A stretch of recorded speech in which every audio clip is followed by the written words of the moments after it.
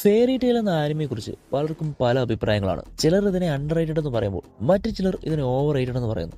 ഒരുപാടധികം വിമർശനങ്ങളും അതുപോലെ തന്നെ പ്രശംസയും ലഭിച്ചിട്ടുള്ള ഒരു സീരീസ് തന്നെയാണ് ഫെയറി ടെയിൽ. ആരാധകർ വിമർശിക്കുന്ന പ്രധാന വിമർശനങ്ങളിൽ ഒന്നാണ് കഥയുടെ റെപ്പറ്റീഷൻ. കൂടാതെ പവർ ഓഫ് ഫ്രണ്ട്ഷിപ്പാണ് കഥയിലെ മിക്ക വിജയങ്ങൾക്കും കാരണം. അതുപോലെ തന്നെ ഫാൻ സർവീസിന്റെ അധിക പ്രസംഗമാണ് ഈ ഒരു സീരീസിലെന്ന് ചില ആരാധകർ പറയുന്നുണ്ട്. പല ഫൈറ്റുകളിലും പല പ്രശ്നങ്ങളുടെ അവസാനവും പ്രധാന കഥാപാത്രങ്ങൾക്ക് കാര്യമായിട്ട് ഒന്നും തന്നെ സംഭവിക്കുന്നില്ല എന്നതാണ് എടുത്തു പറയേണ്ടത്. ഇങ്ങനെയുള്ള ചില കാരണങ്ങളാണ് ചില ആരാധകരെ വിമർശനങ്ങളിലേക്ക് നയിക്കുന്നത്. പക്ഷെ അതിനപ്പുറം ഈ ആനിമയുടെ emotional bonding, guild based family feel, colourful visuals, energetic fights, അടിപൊളി ബാക്ക്ഗ്രൗണ്ട് മ്യൂസിക് എന്നിവയെല്ലാം ഈ ആനിമയുടെ കോർ ബേസ് തന്നെയാണ്. ഓരോ കഥാപാത്രത്തിനും സ്വന്തം പാസ്റ്റ് ഉണ്ട്, ഗ്രോത്ത് ഉണ്ട്. ചില സ്റ്റോറി ആർക്ക് വളരെ ഇമോഷണലും ത്രില്ലിംഗ് ആണെന്ന് പറയാം. ഫെയറി ടെയിൽ ഒരുപാട് ഡെപ്ത് ഉള്ള കഥയല്ലെങ്കിലും അതിന്റെ feel good emotions, character bonding and friendship values ഇവയെല്ലാം ഇഷ്ടപ്പെടുന്നവർക്ക് അതൊരു എന്റർടൈനിങ് ആനിമയായി മാറുന്നു.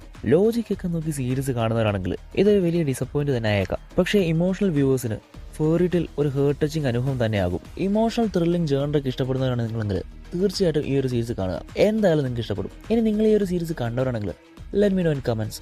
House it? സയോനാര.